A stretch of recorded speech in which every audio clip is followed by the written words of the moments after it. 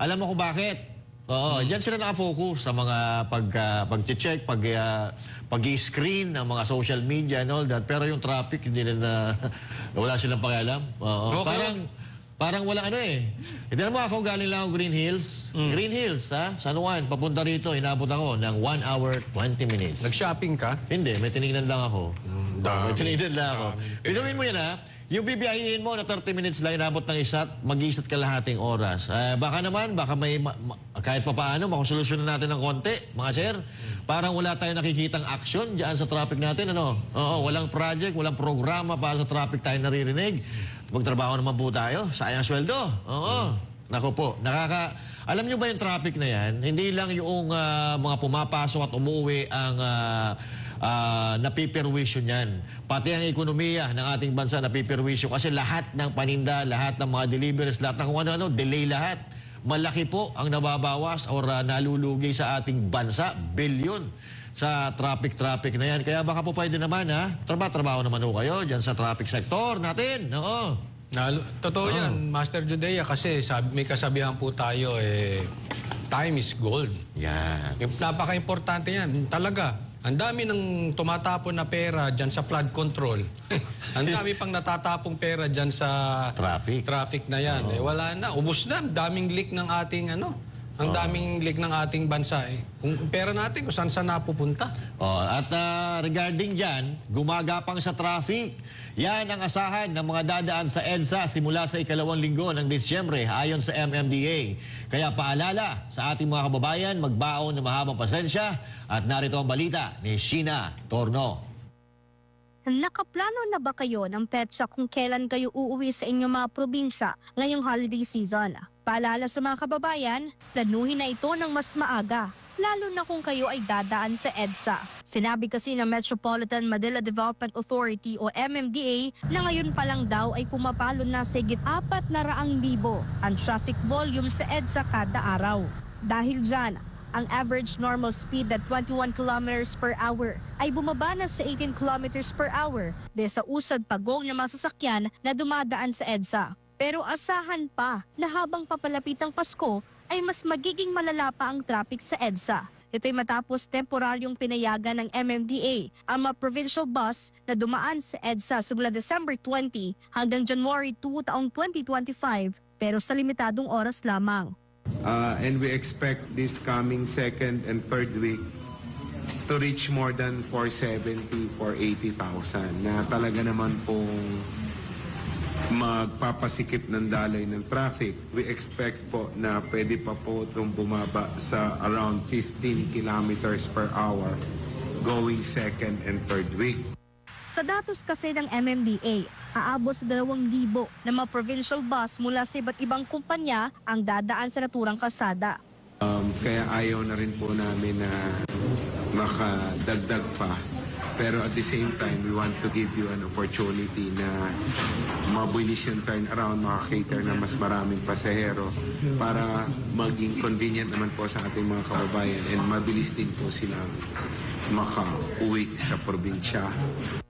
Bukod sa mga uuwi sa kanilang mga probinsya ngayong holiday season na may dalang sasakyan, nagpaalala na rin ang MMDA maging sa mga commuter na sumasakay ng mga motorcycle taxi. Kasunod ito sa mga ulat na marami ang sangkot sa insidente ng mga motorcycle taxi. Sabi ni Artes, importante ang pagsunod sa batas trapiko.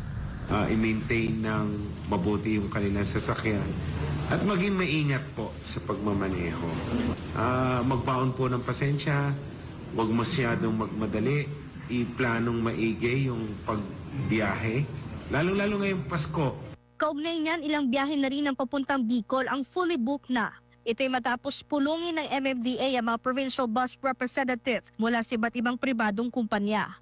Yung sa local route natin, which is Calabarzon, normal lang naman yung talagang on the day itself, talagang nagdadatingan ng mga tao. Pero yung sa Bicol, fully booked na yan, at saka Visayas. Maaari pa rin naman daw makabili ng ticket ng mga walk-ins sa oras may mga pasahero na hindi pumunta sa nakatakdang araw. Sapat daw ang kanilang supply ng bus na babiyahe palabas at pabalik ng Metro Manila. Sa ngayon ay nasa 100 special permits ang naibigay sa kanila ng Land Transportation Franchising Regulatory Board o LTFRB para ngayong holiday season. Para sa Diyos at sa Pilipinas kung mahal, ito si Sheena Torno, SMNI News. Iyon na nga ang sinasabi ko, partner. Ang sabi ko, solusyon. Imbis na, yun na ba yung solusyon? Ang dapat, binabawasan, hindi dinadagdagan. Langhiya talaga. Oh. Dapat binabawasan natin ang sasakyan sa EDSA para mawala ang traffic. Pero base doon sa napanood natin, magdadagdag pa ng bus, papayagan makadaan yung mga bus dyan sa EDSA. Parang ano pang usap ni Artes? Magdala ng mahabang pasensya. Alam nyo, sir, araw-araw po namin dinadala yan. Araw-araw na lang po ba nadadali namin yung pasensya na yan?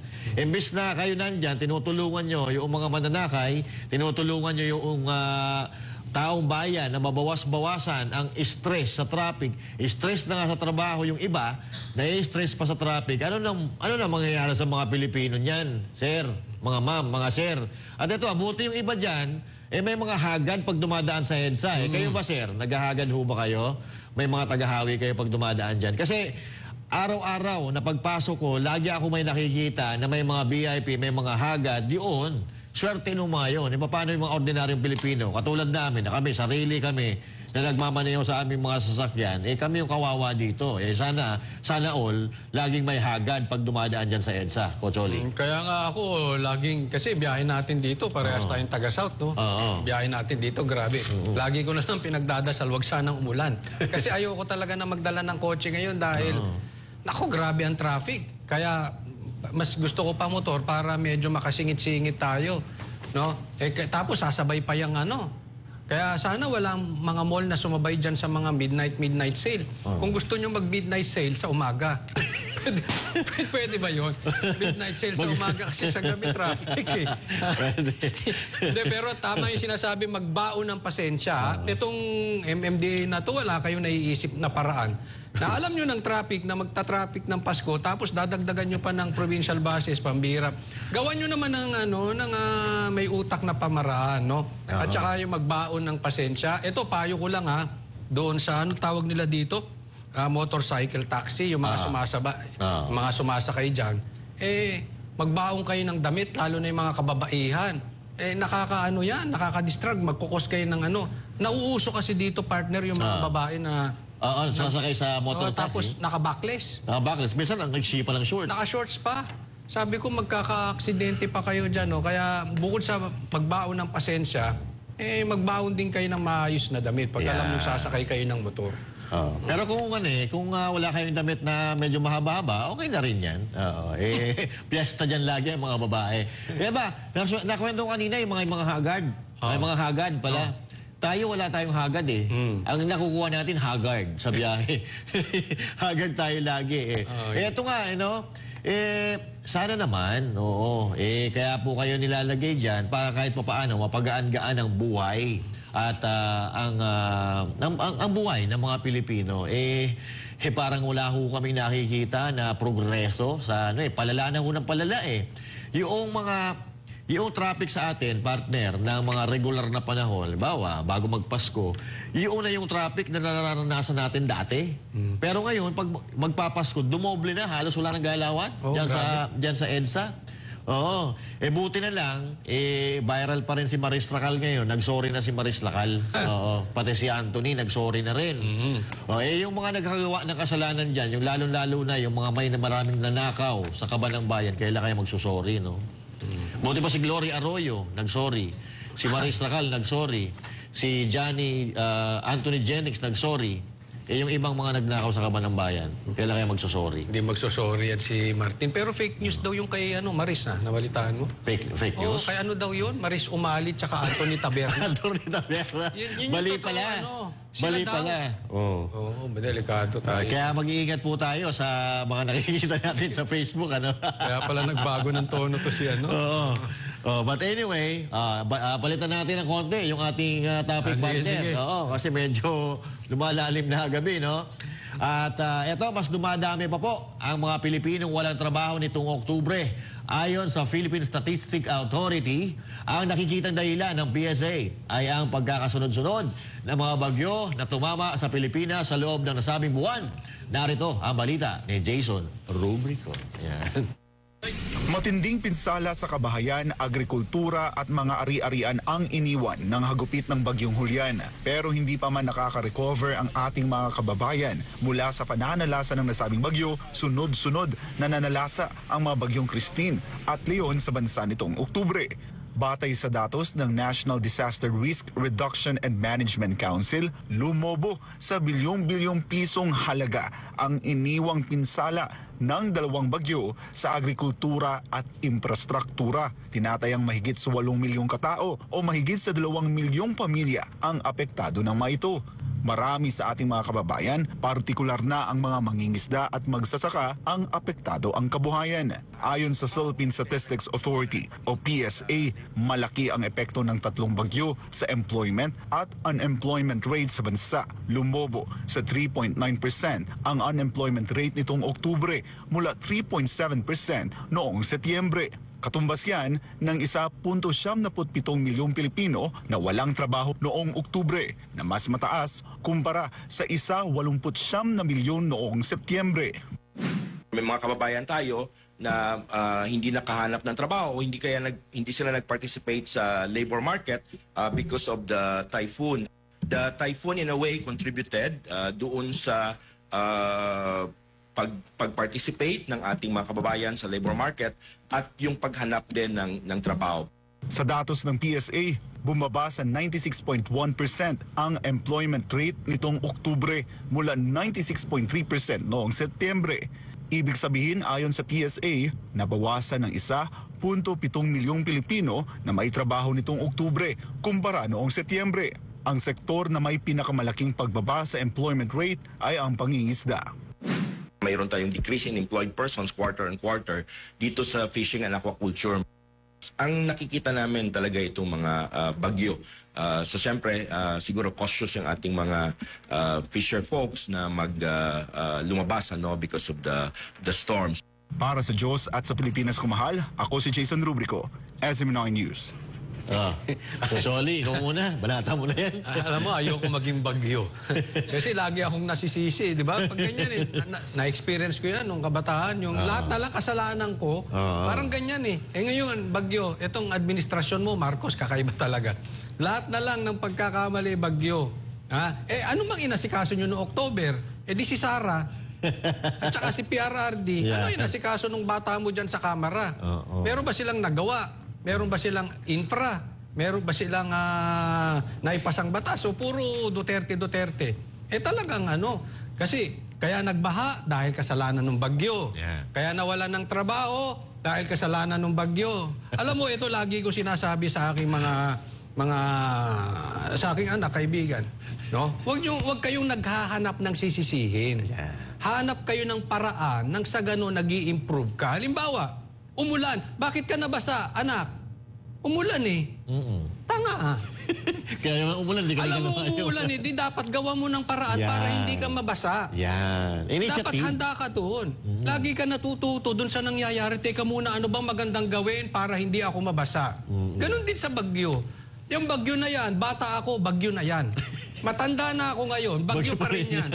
Hindi pa rin kayo handa. Marcos, hindi talaga, tandaan nyo yan, BBM, hindi ka talaga magiging handa until ang inaasikaso mo ay Duterte. Or kasuhan, yung mga hindi sa inyo. Lahat na lang, sinisi nyo, asan napunta yung flood control? Gusto ko nga sinabi ni Marcoleta. Sinisisi niya tong Quadcom, bakit hindi nyo busisiin? Saan napunta yung pera dyan sa flood control? Di sana kung yan ang binubusisi nyo, ano binubusisi nyo? Magkano lang yung confidential funds ni BP Sara? Kayo ba, magkano confidential funds nyo? Magkano ba yung flood control? Huwag nga tayong magplastikam dito kasi alam mo, kaya nagagalit ang taong bayan. Una, kasi iniinsulto nyo, ginagawa nyo tanga. Alam naman nila yun eh. Na ginagawa nyo silang tanga. Pangalawa, kakaiwas nyo sa drug test. Yan ang totoo dyan. Diba? Harapin nyo na yan. Sa akin, napapansin ko lang, talagang paulit-ulit natin sinasabi, baliktad na talaga panahon ngayon. Di ba? Dapat, pag bumabagyo, mas maraming gagawin. So, ibig sabihin, dapat mas maraming nagkakaroon ng trabaho kasi mas maraming nasalanta. Oo. Pero dito baliktad. Dahil sa bagyo, marami ang nawala ng trabaho. Tapos sinisisi pa nila yung mga mangingisda daw, hindi daw nagpalaot kasi nga bumabagyo. Araw-araw ba bumabagyo? Oh. Yung bagyo, minsan dumadaan lang 2 araw. Minsan nga 1 araw. Kinaumagahan, okay na. Hindi ho ba? So ang problema natin dito, kulang po tayo sa trabaho. Kulang tayo sa infrastructure. Kulang tayo doon sa mga programa na maglilikha ng trabaho para sa ating mga kababayan. Yun po ang katotohanan dyan. Kaya hindi nyo po pwedeng isisi yan sa mga Duterte. Kasi hindi naman nakaupo na ang mga Duterte ngayon. Kaya ngayon, isinisisi nyo sa bagyo. Walang hiya naman yan. Wala na po ba tayong ibang po pwedeng irason sa taong bayan na medyo kapani-paniwala naman? Yung bagyo po, katulad na sinabi ng aking partner, napakatalino na kanyang analysis kanina. Diba? O pag may pag umulan, para hindi ka mabasa, mag-isip ka ng paraan kung paano ka hindi mababasa. At saka, etong bagyo na to, wala pa tayo dun sa mundong ito, bagyo na ito. Kaya dapat, Sus Mariosep, kung makakapagsalita lang yung bagyo eh. Kaya lumalakas ang bagyo sa Pilipinas kasi pinagbibintangan yun ang pinagbibintangan. Wala naman silang kasalanan. Di ba? Tama. Kaya nagagalit ang bagyo eh. Tinapalakas ng palakas. Nasaan na yung mga sinasabi ninyo, pinagyayabang natin ang mga flood control project. Now, walang trabaho ang mga Pilipino. Baka po pwede naman po na maglikha po tayo ng mga trabaho. Ang dami-daming trabaho na po pwedeng gawin. Ang dami-daming basura sa Pilipinas. Ang dami-daming sirang kalsada sa Pilipinas. Ang dami-daming sirang airport sa Pilipinas. Kalsada, tulay, port. O edi ipagawa nyo yan para makalikha kayo ng trabaho tulad ng ginawa ng dating administrasyon na Build program. Sa pamamagitan nun, napakaraming tao, libo-libong tao ang nabigyan ng trabaho. Ngayon, kaya papaano magtatrabaho? Walang ma-applyan. Diba? Alam mo, partner, yung kasalanan ni BP Sara yung bagyo eh. Kasi kasalanan. Bakit? Sige, paliwanag mo. Isisina natin sa kanya lahat. Kanina nga, natatraffic ako, sinisisi ko na si BP Sara. Kasi masunurin ako sa gobyerno. Yan. Respect authority. Yan naman ang gusto nila eh. Siraan si Sara. Hindi, lahat na lang. Bagyo, walang trabaho, traffic. Isisi natin kay BP Sara. Respetuhin natin yung gobyerno ni Marcos. Malamang sa alamang ngayon, magpapatuloy yan ang pagkawalan ng trabaho dito sa ating bansa. Kasi ito, may bago na naman silang yung impeachment na naman kay BP Sara Duterte.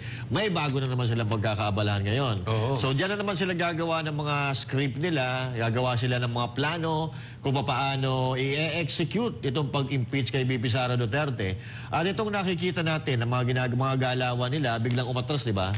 Biglang medyo, akala mo bumahagang buntot. Pero sa tingin ko, ito kasama ito sa mga strategy nila para hindi sila mapagbintangan na sila ang may utos talaga, sila ang may kagustuhan na ipa-impeach si BP Sara Duterte. At siyempre, alam naman natin na medyo nagkakausap-usap na si Martin Romualdez. Hindi naman yan, hindi naman lingid sa ating kaalaman.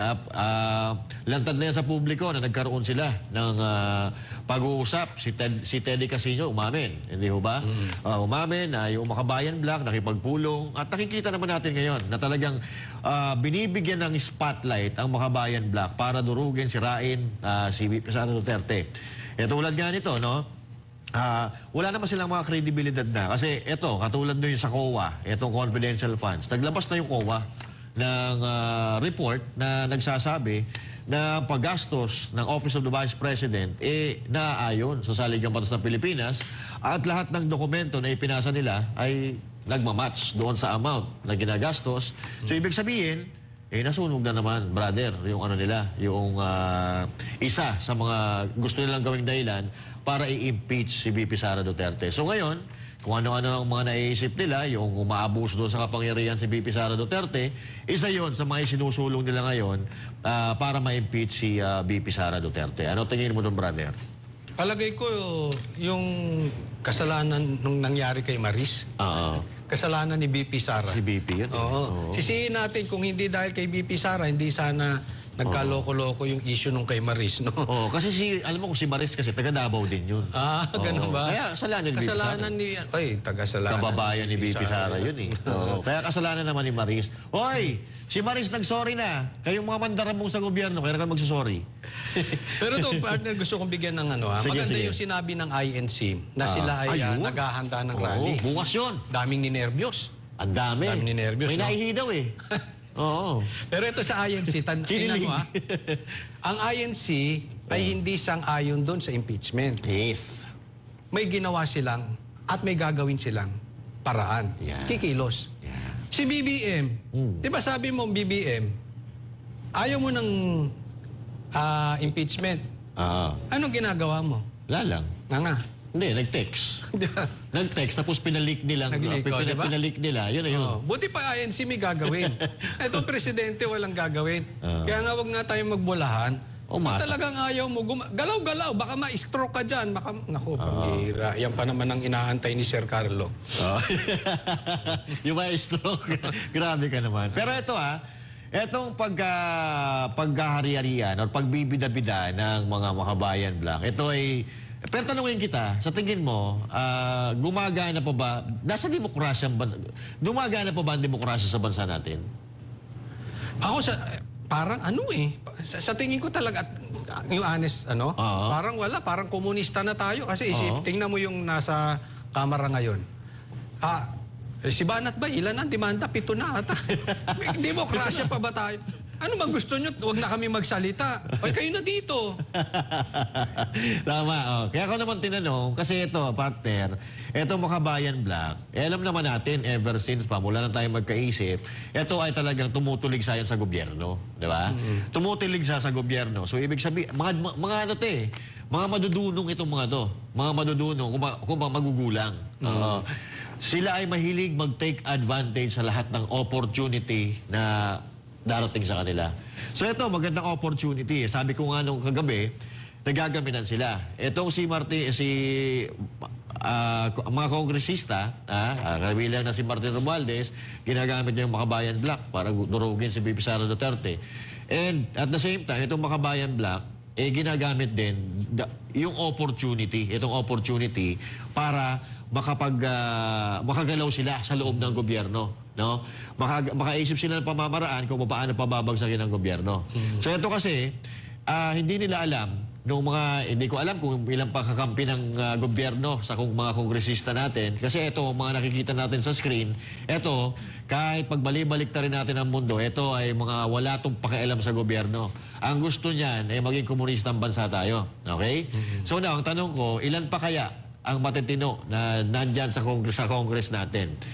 Pero kung may, halimbawa man, merong matitino dyan, at halimbawa na pabagsak nila si VP Sara Duterte, madali nila niya mababagsak yung presidente. Kasi di naman natin may tatago na mas matatag ang ating vice presidente kaysa doon sa presidente. Gusto ko yung sinabi ni ni Greco Bellica. Yung sinabi nga niya, alam mo, doktrina kasi ng komunista. According to him, kinukote ko lang siya. Doktrina kasi nila yan na pag-aawayin. Pag-aawayin nila, so pag nag-aaway, ayaw nila kasi ng demokrasya yung ating karapatan. So dyan sila papasok. Ayan. Kaya tingnan nyo, sino daw ang nagpa-impeach kay BP Sara? Komunista. Di umano, sabi ni Greco. Sino yung nagsasampa dyan sa EJK? Komunista. Ba't natin ginagamit ang komunista? Diba? Bakit natin, kung susundan natin yung kanyang sinabi, bakit tayo papagamit? Ang daming nasaktan, namatay, dumanas ang dugo ng mga pulis, sundalo dyan sa mga yan. Para lang sa away politika, kakampihan natin yung mga yan. Masyado naman atang mababaw yun. Hindi, wala ako hindi naman tayo, pero Sa experience ko, sa buong buhay ko, wala atang ganitong klaseng kongresong na sa sobrang kanilang pagkabisi sa Duterte, desperate moves ang kanilang galawan na kahit na alam nilang hindi na sila dapat umanib dito sa mga taong ito. Umanib para makuha nila yung agenda, yung pangarap nila. Hindi talaga maganda. Kumbaga, Coach Oli, napaglalaruan ng ating bansa eh. Napaglalaruan ng ating bansa. Hindi lang yung bansa natin, tayong mga Pilipino napaglalaruan din. Kasi, biruin mo, yung magkalaban, ito ata yung tinatawag nilang unity. Makikipag-unity sila doon sa mga komunista na katulad niyan, ng mga bayan black na alam naman natin kung saan talaga ang leaning. So, hindi ito ang inaasahan ng taong bayan na mangyayari sa ating bansa eh. Kaya nakakalungkot. Ako nalulungkot ako dito sa nangyayari na namamayagpag ngayon yung dapat ay wala na dyan. Yung wala dyan. Kasi ito, isa ito sa mga rekado na hindi umaangkop sa isang ulam. Kumbaga, parang nagluluto ka ng adobo, nilagyan mo ng tawag dito, nagluluto ka ng adobo, nilagyan mo ng atsuete. Di ba hindi bagay? Hindi bagay. Kasi itong mga komunista na to, itong mga bayan black, kung isasali mo yan, ihahalo mo sa gobyerno, hindi kaaya-aya. Hindi masarap ang lasa niyan. Kasi unang-una, ang agenda niyan ay para sa pansarili nila at hindi para sa gobyerno. Kaya nga sila nandyan eh. Lagi nilang nilalabanan ng gobyerno. Komunista, di umano. Si Joe Masiso na mismo nagsabi nun na itong sila mga makabayan black, yan yung mga front nila. Medyo, umalis muna tayo sa Pilipinas. Pag-usapan naman natin sa ibang bansa, parang si Banat Bay, nakapunta na ng Japan, si Boss Dada, naka-Amerika, tayo pumunta naman tayo ng Timor-Leste. Oy. Kasi ito, muling kinatigan ng Court of Appeals ang Timor-Leste ang extradition request ng Pilipinas para kay dating Congressman Arnie Tevez pagkatapos ng ginawang retrial ng korte. Sakali naman na maaari pang umapila ang kampo ni Tevez ay tiwala ang DOJ na hindi magbabago ang desisyon ng korte. Si Margot Gonzales magbabalita. Tapos na ang retrial ng Korte ng Timor-Leste sa extradition request ng gobyerno ng Pilipinas para kay dating Congressman Arnie Tevez. Muling kinatigan ng Korte ang hiling ng Pilipinas na mapauwi ang dating kongresista, pati yan sa kopya ng desisyon ng Court of Appeal ng Timor. Matatandaan na sa pinakaunang pagdinig, pinabura ng Timor-Leste Court ang extradition para kay Tevez. Pero naghain ng pagtutol dito ang kampo ni Tevez at sinabing may mali sa procedure ng trial dahil sa bilang ng mga huwes na humawak sa extradition case. Ang procedural objections ng kampo ni Tevez tinanggap ng korte at binuksan muli ang pagdinig kung saan nga muling kinatigan ang hiling ng gobyerno. Ang DOJ spokesperson Asik Nico Clavano, inaasahan na nila ang paborabling desisyon na ito ng korte pagkatapos ng retrial. We're very happy and we welcome the decision of the Timor-Leste Court who again decided in our favor and granted the extradition of former Congressman Arnie Tevez. The decision was not unexpected. It was something that we were looking forward to dahil alam naman ho natin na yung unang desisyon was very well written already. Yun nga lang, kinontest ho yung ilang procedural matters. No? Kaya halos parehas naman po yung naging desisyon. Ayon kay Clavano, naghihintay pa sila sa korte ngayon para sa susunod na proseso. Kabilang na rito ay kung maaari pang umapela si Tevez para mabaliktad ang desisyon ng korte. Dahil dito, wala pa silang maibigay na timeline kung kailan talaga maibabalik sa bansa ang dating kongresista. Ito po ay isang retrial. Kumbaga, na ang desisyon po ng Timor-Leste Court of Appeals ay null and void po yung unang trial ho ni Ginoong Tevez. Kaya ito po ay parang unang pagkakataon ulit. So, yung lahat po ng proseso, lahat po ng right of appeal ay nandito ulit ngayon. So, after this decision, kumbaga first decision ho ito, then they have the right to appeal, supposedly. Kaya we are coordinating with our counterparts in Timor-Leste to make sure that we are following the right process. Kasi ang gusto natin mangyari ay wala na po silang masabi dito sa proseso na ito at sinunod ho natin lahat po ng hakbang para mauwi si Ginoong Tevez.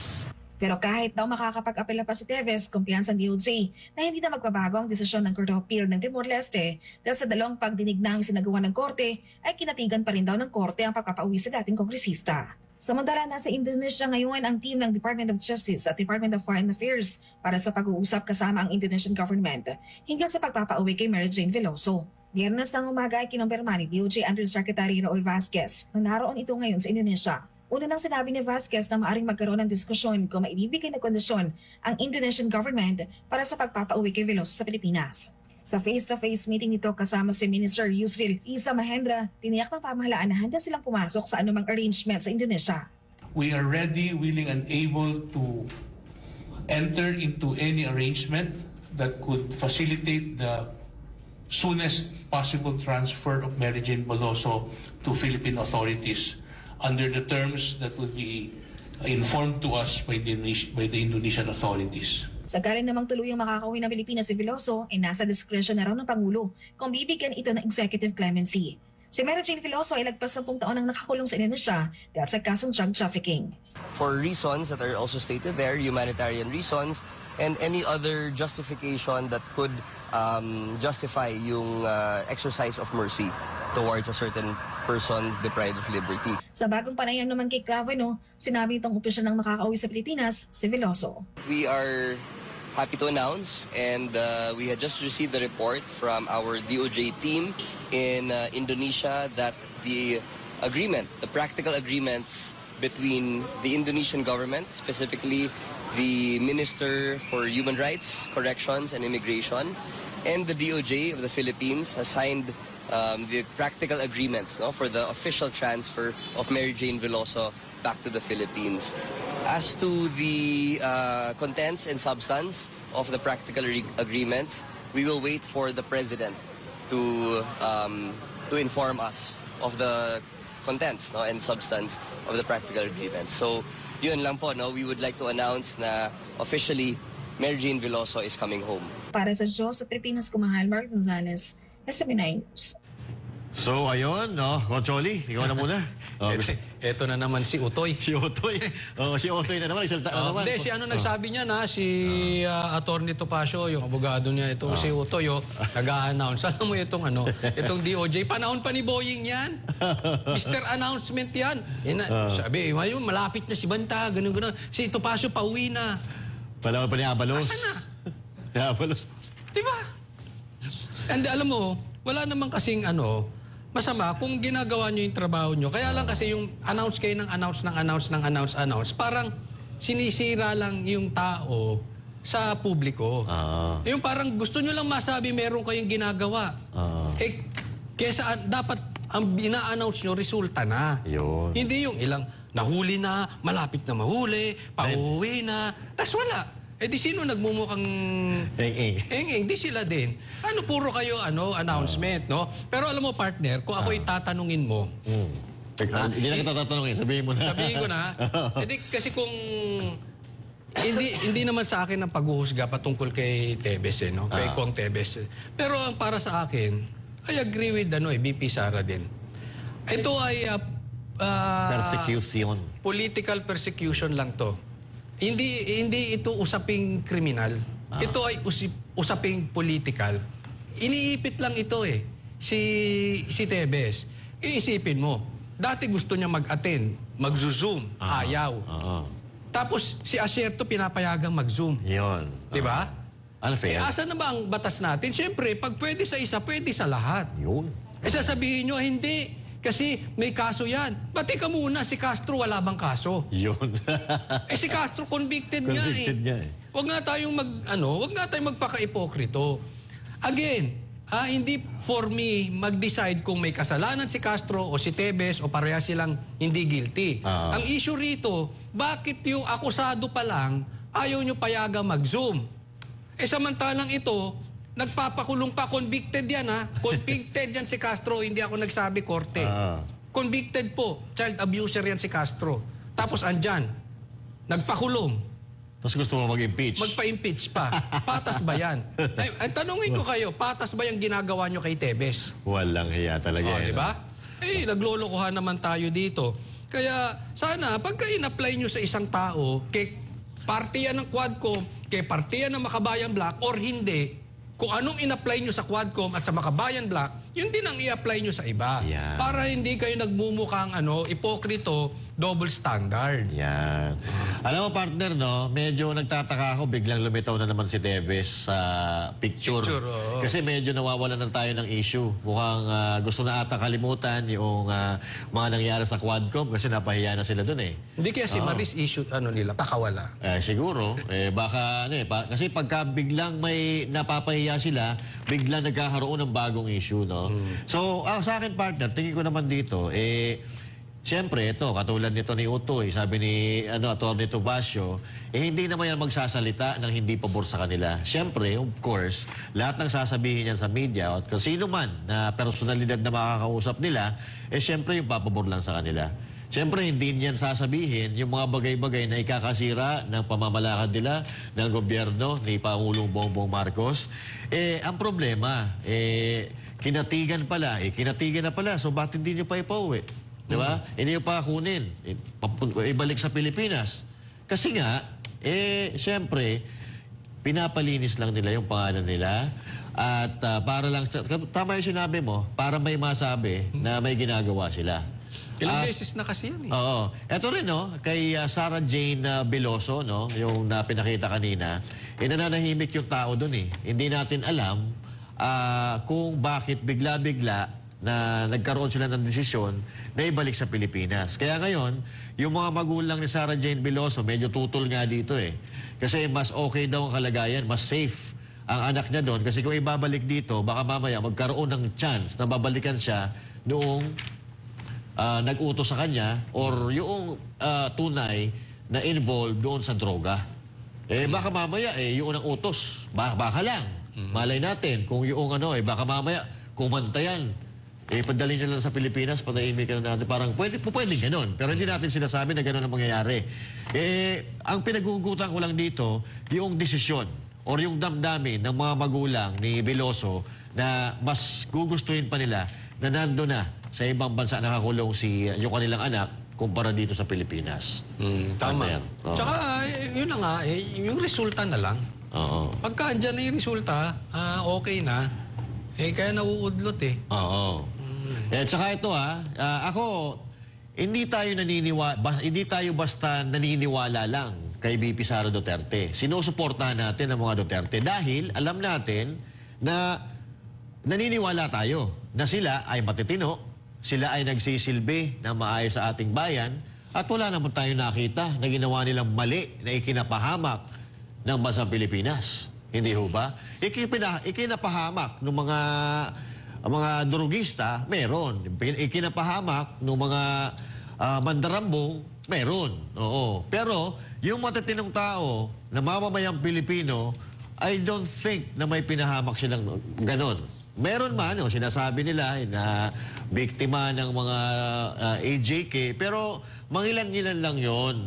Hindi naman natin sa binabaliwala or binamaliit yon, pero mas marami po ang nabiktima ng mga adiktos na dapat sana nga pinagsasalita nyo rin yung kanilang mga kamag-anak or yung nabiktima mismo. So, ganyan po ka-double standard ang nakikita nating pamamahala ngayon. Oo. So, hindi natin malaman kung saan tayo tatakbo kasi hindi natin alam kung sino ang ating kakampi. So, katulad din ito, sa issue ni Tevez, si BP Sara na mismo ang nagsabi na ang ginagawa sa kanya ay Tevez playbook. Kung ano yung ginawa kay Tevez, ganun din ang gagawin sa kanya dahil BP Sara to abogado to, matalino to Oo. Kumbaga, nababasa na niya Nababasa niya yung nangyari at yung mga mangyayari pa na isa lang naman ang format ng mga pinagagawa nila Katulad ng ginagawa sa KOJC at kung saan-saan pa. Oo. Baka mamaya pag inita naman yung INC nito.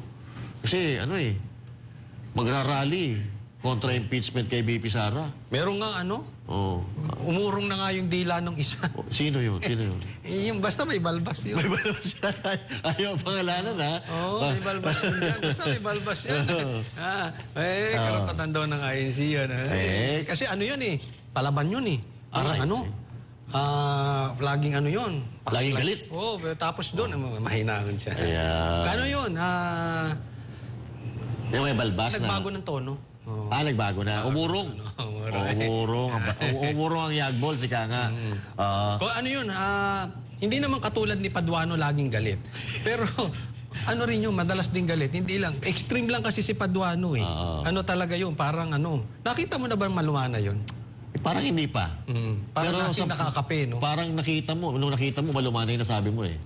Basta, mamaya hanapin ko, panoorin ko nga, kung talagang lumumanay ba talaga siya. Pero, siyempre, Iglesia ni Cristo na to, tol. Oo, Iglesia ni Cristo, napakaraming ano yan, napakaraming miyembro. Taka, ang mga Iglesia ni Cristo talaga, nagkakaisa yan. Yung Muslim, nagkakaisa sila, yung mga ano nila, yung mga kapatid nila Muslim, talagang pinagtatanggol nila, ganun din.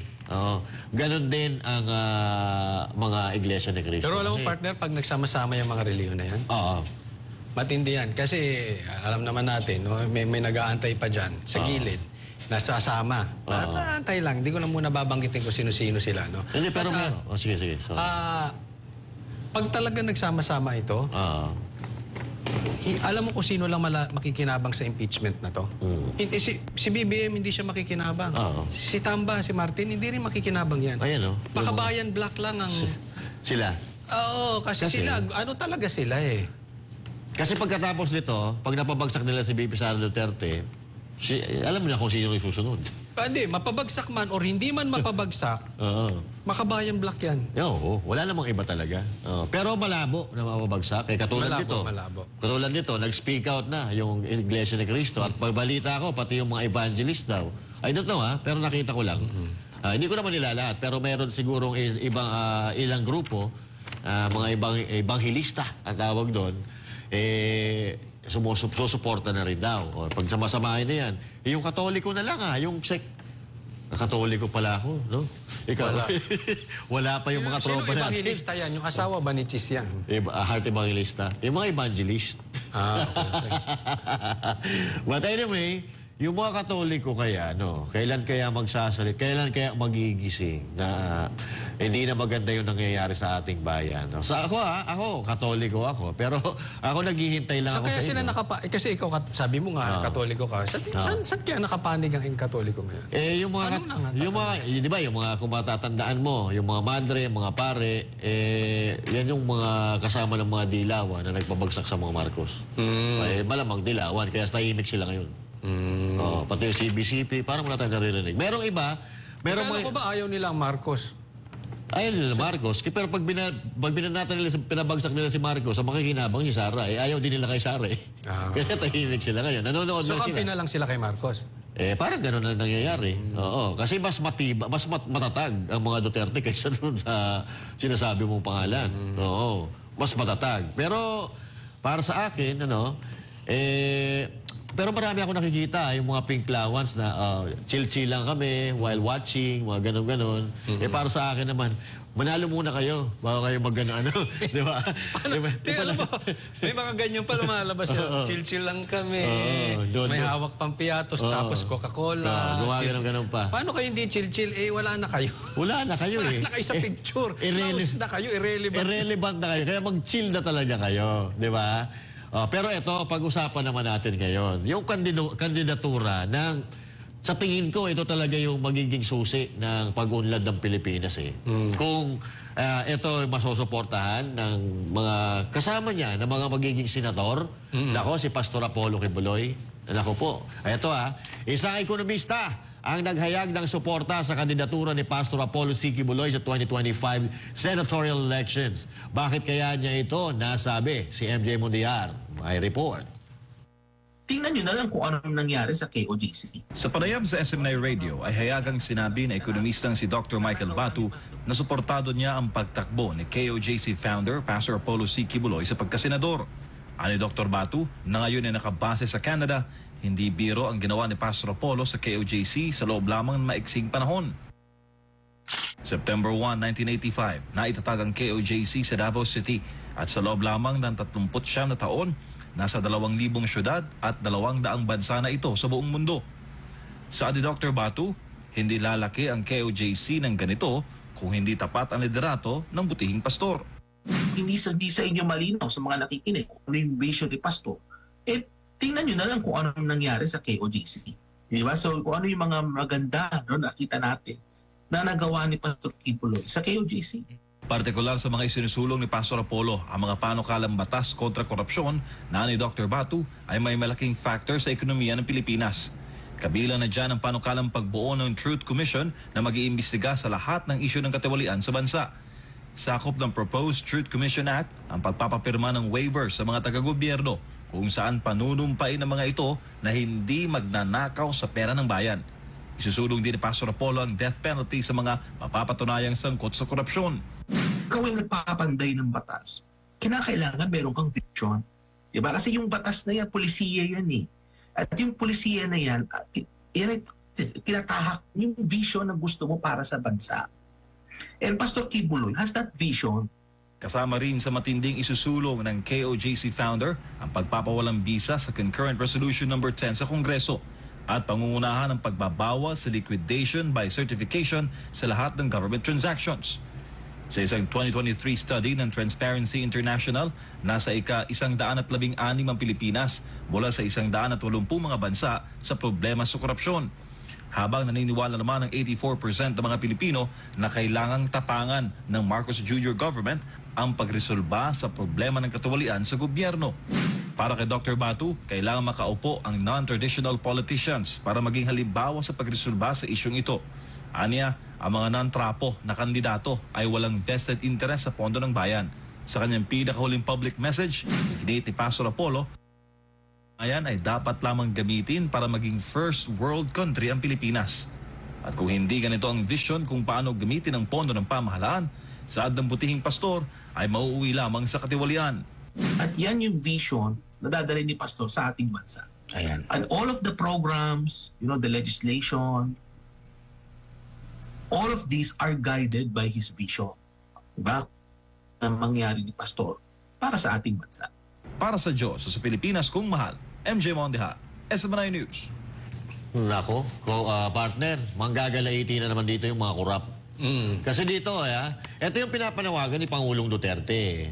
Linawin lang natin. Ito kasi yung ano ng maisog, no? Yung TAPS, Transparency, Accountability, Peace, and Security.